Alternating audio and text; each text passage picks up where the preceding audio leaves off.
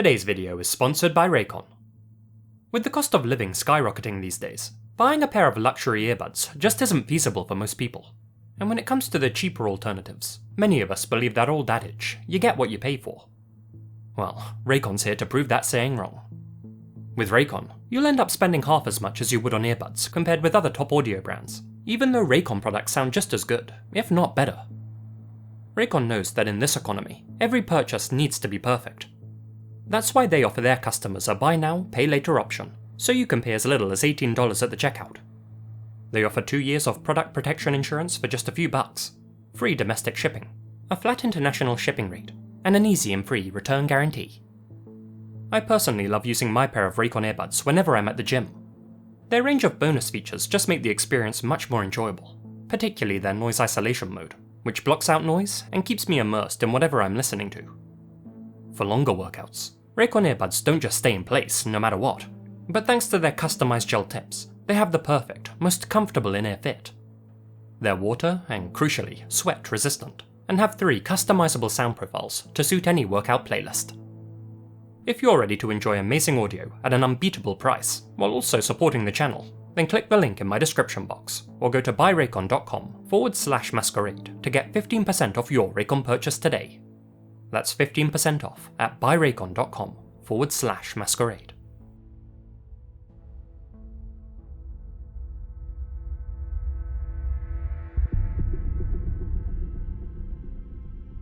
In the desolate mountains of Colorado, a cult known as the Lovers One operated for years, spreading their twisted beliefs and causing chaos. There's a lot of mind manipulation going on. Led by their enigmatic leader, Amy Carlson, the group believed it was their duty to save humanity from impending doom. I am God! As the authorities would later discover though, Lovers One was far from the peaceful, enlightened group that they portrayed themselves to be. Reports of brainwashing, control, and even death began to surface, and Amy Carlson's story concluded in a way that nobody saw coming. This is that story.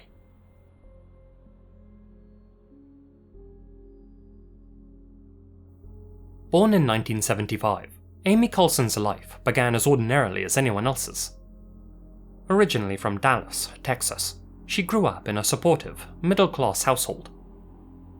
A straight-A honor student, Amy wasn't only gifted academically, but socially as well. She learned early on in life that she had a gift of sorts: the power of persuasion. She had long been able to command the attention of her playmates and convince them to do whatever she wanted. It was an ability that came naturally to her, and one that she would use for her own nefarious purposes later in life. Throughout her young adulthood, a once down-to-earth Amy inexplicably became a lot more spacey. She began sharing her thoughts on starships and otherworldly beings with her family and friends, and seemed to genuinely believe that she had a higher consciousness level than other humans. In her late 20s and early 30s, Amy took a strong interest in New Age philosophical concepts, and began posting her thoughts on the Lightworkers Internet Forum, a place where she met other like-minded spirits, including a man named Amarith White Eagle. Amarith convinced Amy that she was more than mortal. She was divine, the ultimate deity, the creator of the entire universe. But to nurture that potential, she needed someone to take them under their wing, and who better than a White Eagle? Now, Amy's adult life had been marred by underachievement. Despite her intelligence, she had never really amounted to much. By 2007, she found herself in something of a rut. A frustrated young mother of 3 on her 3rd marriage, working as a manager at McDonald's. Now all she had to look forward to was an ordinary life. Enough for most, but not for her. She no doubt believed that she was destined for greater things, and was frustrated with her wasted potential. The prospect of being the greatest of things must have sounded enticing. After chatting online with Amarith White Eagle for several months, Amy began experiencing what she called paranormal phenomena. Amarith must have been right, she thought. She was more than mortal after all. During their family Thanksgiving dinner in 2007, Amy calmly stood up from the table, walked out of the house, and never returned. She abandoned her husband and children, cut all contact with them and the rest of her family, and moved in with her online pen pal, Amarith White Eagle, in Crestone, Colorado. There, the two of them founded the Galactic Federation of Light, a spiritual sect which was to lead humanity away from destruction and into the stars.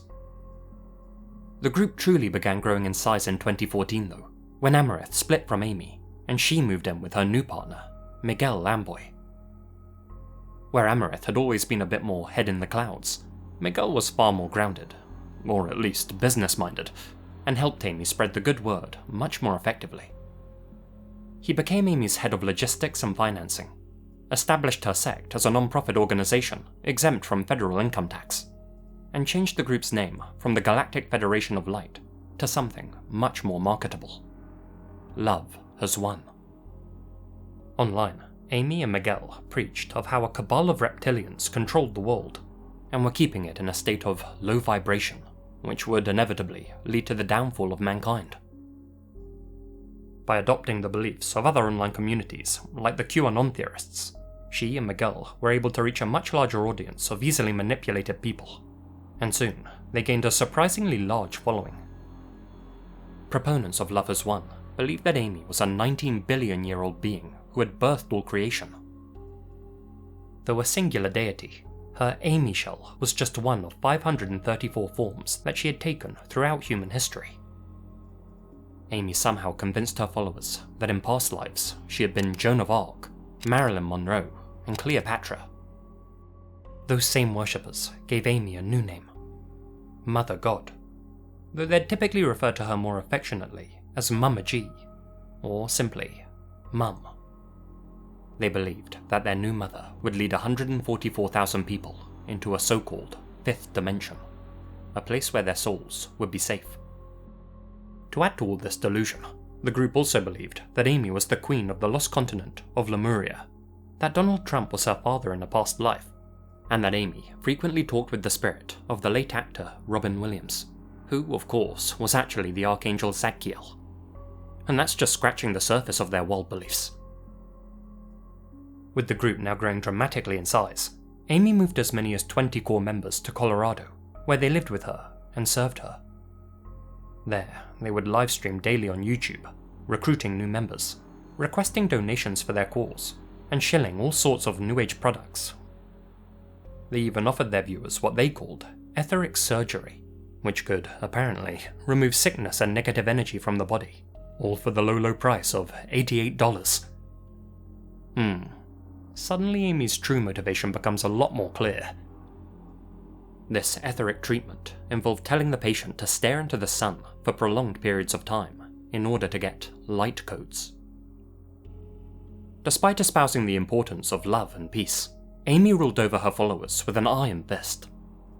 She didn't permit them to sleep for more than 4 hours a night, was physically and verbally aggressive towards them, their children and their pets, made them wait on her hand and foot, and had them forward all of their savings to the group's bank account, which, of course, Amy used to finance her lavish lifestyle. Ex-members who were able to escape her grasp denounced Love Has Won as a cult, and the families of those who couldn't or wouldn't leave made countless reports to the authorities, stating that their loved ones were the victims of brainwashing and fraud. In May of 2020, one member of the group was even found staggering through the Colorado wilderness, disoriented, dehydrated, and not wearing any clothes. Apparently, Amy and her followers had banished this member, accusing him of lacking the right energy and of being on the wrong side of the mountain. This follower could hardly see where he was walking, since staring into the sun had severely blurred his vision. Even after being treated, he was still convinced that he had ascended into the world of the 5D Matrix. Even today, his family are still helping him recover. In August 2020, Amy flew herself and her followers out to the island of Kauai in Hawaii, where they set up their new base of operations. The locals quickly turned hostile when Amy proclaimed herself to be the Hawaiian goddess, Pele. Protests and demonstrations ensued, with the islanders demanding Love Has Won leave and never return. eggs and rocks were thrown at their residence and vehicles. Things became so heated that the mayor of Kauai himself had to negotiate the group's departure from the island. Just 1 month after arriving, Lovers One were effectively chased off Kauai, and they returned to Colorado in September. That same month, the group announced that their leader, 45-year-old Mama G, had lost the use of her legs and was slowly withering away. She was last seen by a member of the general public on April 10th, 2021. On April 28th, a chilling discovery was made. The authorities received a call from none other than Miguel Lampoy, Amy's first devoted member and financial guru. He told them that Amy was dead, and that when he had found her body, her brainwashed followers refused to let him or his son leave the compound. The Saguache County Sheriff's Office immediately raided the property. Their search of the premises was caught on body cam, footage which has recently been posted online.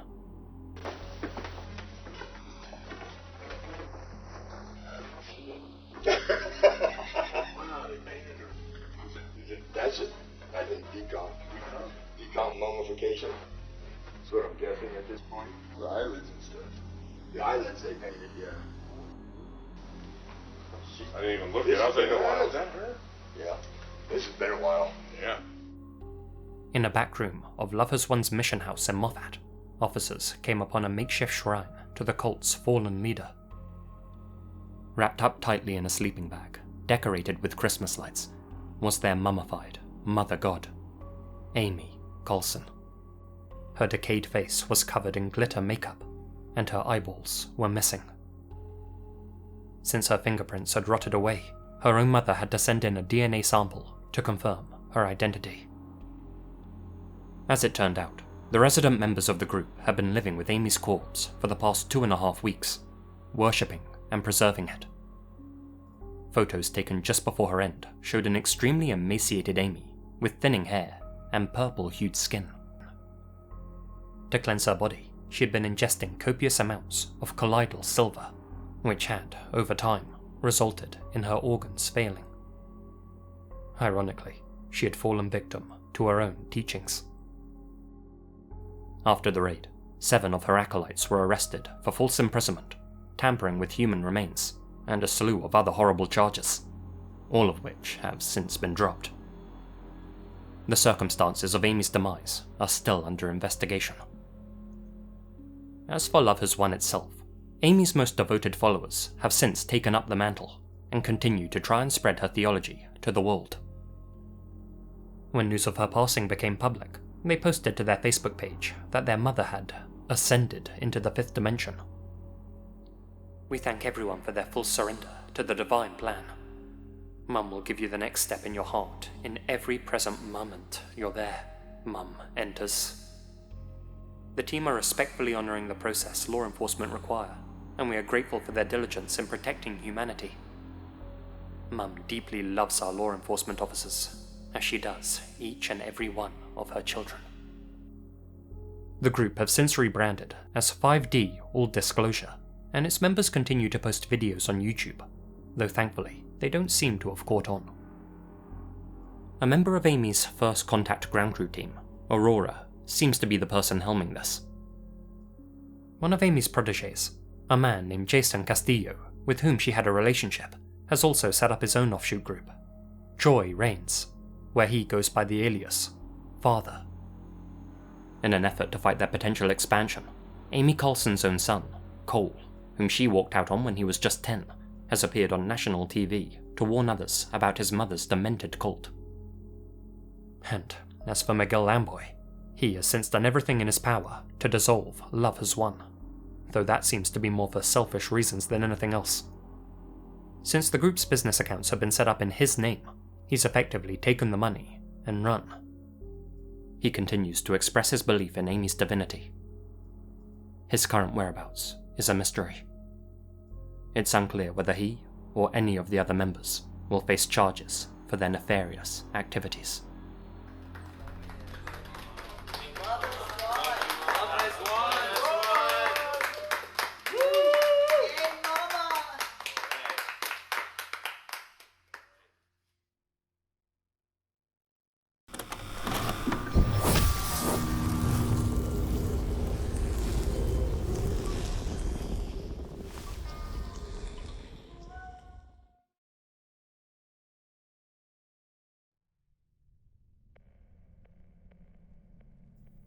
Have you ever been looking for a particular movie or documentary online, but just can't find it anywhere? Reddit user PillowTalk65 was having that exact problem with the 2005 documentary Bangkok Girl, a film by Jordan Clark, which originally aired on CBC. On March 18th, 2023, they took to r/Unsolved Mysteries in hopes of finding this piece of seemingly lost media. Their ultimate aim, though, was to find out what really happened to the documentary's central figure, a young woman named Pla. About 5 years ago, I watched a documentary called Bangkok Girl. It was about a Thai prostitute, her difficult struggles, and the glimpses of happiness in her life. For some reason, this one really stuck with me, and I couldn't stop thinking about it for a long time. So, I decided to re-watch the documentary. Nothing. Nowhere to buy it. I've tried all the sites where you can usually watch movies for free. It's either out of stock, privatized, or removed. Simply nothing. No trace of someone mentioning it recently. It's practically been wiped from the internet. There are many weird things about this movie too. Pla, the girl at the center of the documentary, is supposed to have died. I remember it was something heart-related, but no clear COD was provided. After a bit of internet sleuthing, the documentary was found hidden away in a remote corner of the internet. Just as Pillow Talk had recounted, the film focuses on Pla, 19, a vivacious and charming lady who shows the director/cameraman, Jordan Clark, around her home city of Bangkok. Throughout, we get to hear about Pla's troubled life, the disturbing expats who bothered her and followed her around, her concerns for her future, and her fears about being trapped in a life that she couldn't escape. After watching it, I totally understand why her story stuck with Pillow Talk and so many others. There's just something instantly likable about Pla's personality, and instead of judging her for her profession, the film humanizes her. So, needless to say, the story's closing segment really does feel like a punch to the gut. Within a week, Pla was found dead. I was told the police report stated heart failure as the cause of death. A typical explanation to avoid costly medical examinations. Pla wanted to show me the beauty of Bangkok. She did, through herself and the warmth of her smile. But that ambiguous ending also left many scratching their heads. It just felt so sudden and unexplained. On screen, Pla looked to be a healthy young woman in the prime of her life. Had one of her customers done something to her? If so, who was responsible? Unfortunately, the director, Jordan Clark, gave no further clarification, saying in an interview that he had made a promise to not disclose any details. If you take to the internet now to uncover Pla's fate, you won't find any definitive answers. What you will find is a small community of people debating whether Pla really is dead at all. In the minds of some, Jordan Clark faked the end of the documentary for poignancy. The big finish, so to speak. He made up that Pla had died to give the film a greater impact, to make it more memorable and give him a better chance at jump-starting his career. The nature of her demise was ambiguous, because she really hadn't died at all. According to one person online, a friend of Pla's had personally told them, quote, "Kun Pla is alive and well, living a very successful married life outside of Thailand, with the ability to come and go as she pleases. The content of Jordan Clark's trash may turn out to be very damaging to her and her loved ones." People who agree with that point of view say that it's odd that Jordan felt comfortable announcing Pla had died, but felt that he'd be breaking a promise if he released any details about it. To counter that, Jordan himself made the point that in order for his documentary to air on CBC, it had to go through an errors and omissions insurance process, in which two lawyers, the insurance company, and the broadcaster fact-checking department scrutinized all the material and information. Neither Jordan nor the broadcaster were likely to risk their reputations by deceiving their viewers. Perhaps Jordan couldn't, or for legal reasons wouldn't, hint at who was responsible. Perhaps he had his suspicions, but didn't know for sure. Perhaps he really just didn't know what happened to her, after all.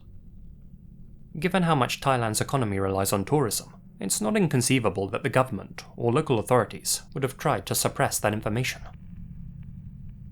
There is perhaps a third possibility. As stated by Jordan, and as can clearly be seen in the film itself, he and Pla formed a strong friendship. Could it be possible then, that after filming, but before broadcasting, Pla had a sudden change of heart and requested that Jordan manufacture her demise? Perhaps she met a new romantic partner and didn't want them finding out about her work history. Perhaps she didn't want the film to reach her family, who were ignorant to her profession. Perhaps she just wanted to distance herself from the documentary. Since the film was only to be broadcast by CBC, the only real chance of it coming back to haunt her was if it became a big hit in the West. If everyone thought she was dead, nobody would come looking for her, badgering her, or crucially her loved ones, for interviews, and revealing her secret job. That would explain who Jordan had made his promise to. Plus, by faking her demise, he could still go on to release the film that he had worked so hard on, while also doing a favour for a dear friend. That is, however, mere speculation, and although I do hope that is the case, I think, on the balance of probabilities, that Pla's life really did come to an abrupt end, as the documentary states, with the only real mystery now being how. Given how the Thai authorities sweep these types of matters involving bar ladies under the rug, we'll almost certainly never know for sure. And if it was at the hands of a customer, well, they'll almost certainly never face justice.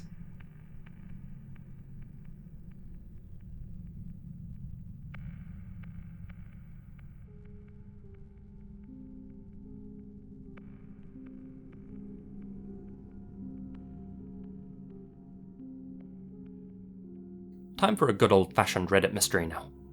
One that may be much darker than it appears on the surface. On the 6th of March, 2017, Reddit user Casiel made a post on RBI, a subreddit where members band together to solve real-world problems, both big and small.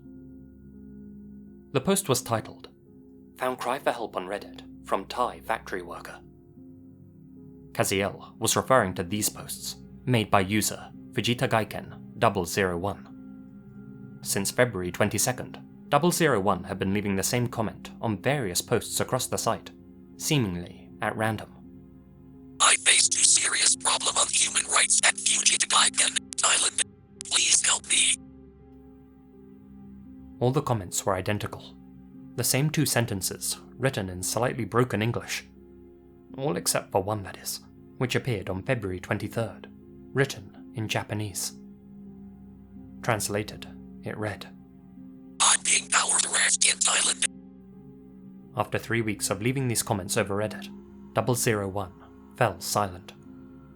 He never posted again, and his account remains inactive to this day.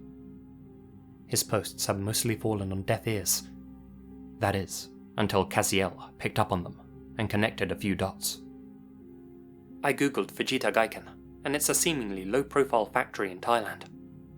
Thai factories have a notorious history of essentially holding their workers hostage as slaves in disgusting conditions. I think there's a good chance this is real, and that there are a number of people who need real and immediate help. If anyone who has the ability to find relevant resources could look into this and point appropriate parties in the right direction, they'll have my utmost gratitude. I know there's a possibility it might be a sick prank, but the name is awfully specific, and I imagine near impossible to coax from Google. I'm gonna have trouble sleeping tonight. As alluded to by Casiel, there have been a slew of reports from Thailand about international factories, and particularly fishing companies, treating their workers like livestock. Numerous businesses have been exposed for using forced labour, for committing human trafficking and holding workers captive, and even for making some of their workforce disappear. Employees in such companies are made to work grueling hours for little or no pay, and have to live in terrible conditions. Under Thailand's authoritarian regime, many human rights activists and organisations attempting to help these workers have been silenced or banned. There have even been reports of the Thai authorities themselves returning escaped workers to their companies. For many, escape is an impossibility. But what about the company that 001 mentioned in their cry for help, Fujita Gaiken Limited? As their name suggests, they're actually a Japanese company, but one with a branch in Bang Phreang, Thailand. Looking at some of the reviews it has on Google, it seems to have a less than stellar reputation, with people accusing the company of modern slavery. That being said, none of these reviews predate 001's comments, so in all likelihood, they were left by people familiar with the Reddit mystery, and I personally can't find any concrete evidence of Fujita Gaiken Limited mistreating their workforce. Even so, many people have speculated whether 001's comments were from a Japanese or Thai worker genuinely seeking help and trying to draw attention to their plight and the plight of so many others in Thailand. A worker who couldn't speak English, but who felt trapped and didn't know where else to turn. Indeed, the wording of 001's plea read as if it had been copy and pasted from Google Translate, a theory supported by the fact that all their comments had been left on threads unrelated to human rights issues. No, all except for one, that is. Aside from that, it appeared as if the person behind the account was clicking on threads at random, just hoping that their cry for help would get picked up by somebody. Given that they appeared without rhyme or reason though, some users have suggested that the comments may have been made by a bot, and that this may have been nothing more than a hoax. However, the majority of internet sleuths seem to disagree, stating that if this had been the work of a spam bot, it was pretty awful at its job. Not only did the plea sometimes appear twice in one thread, or even twice in the same comment, but said comments were also made at intervals consistent with manual posting.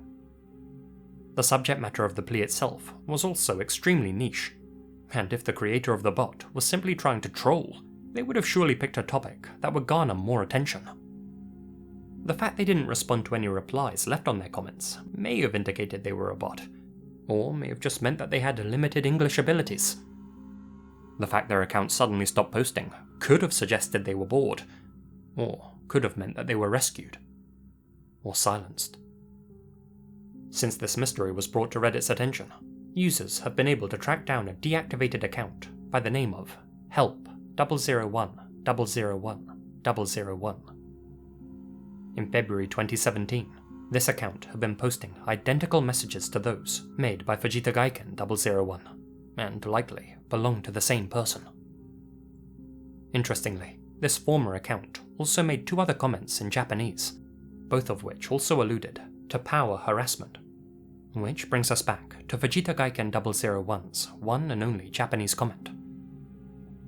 Power harassment is, unfortunately, a common problem in Japan, and involves company workers in senior positions taking advantage of their underlings. Although horrible, it certainly isn't comparable to forced labour. Perhaps 001 was an employee of Fujita Gaiken's Thai branch, but had actually been complaining about workplace bullying rather than forced servitude. But what do you think? Were these comments a hoax or a genuine plea for help? Was Fujita Gaiken 001 a troll, an employee with a horrible boss, or a worker forced to live the most terrible of existences imaginable? A life of servitude? Well, after looking into this mystery and reading some of the reports about certain companies operating in Thailand, all I can say with certainty is that countless people are living that life as we speak. And for his sake, I hope Fujita Gaiken 001 isn't one of them.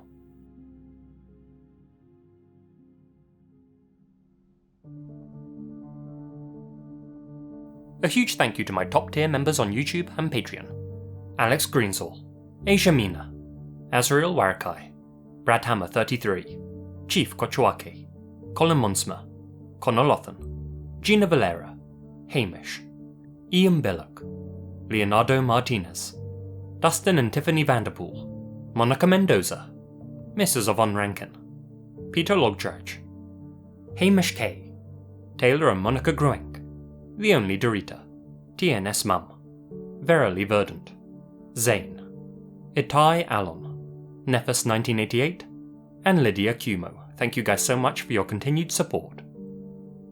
Until next time, the devil's in the details.